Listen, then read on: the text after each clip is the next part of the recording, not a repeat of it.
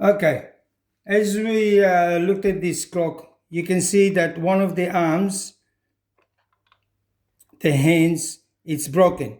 So if this happens, you don't have to panic because they get very fragile over time. So if you try and, for instance, to move with your finger, somehow sometimes it just snap.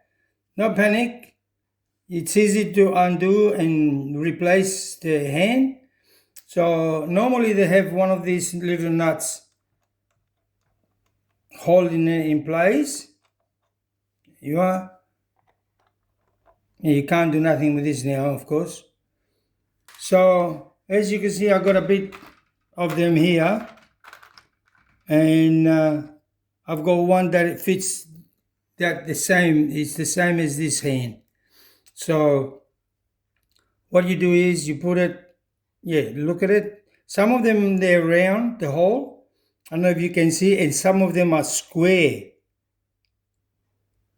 So yeah, you just have to work it out. Just a minute. There. So it fits in there nice and tight, and then you put the little round nut.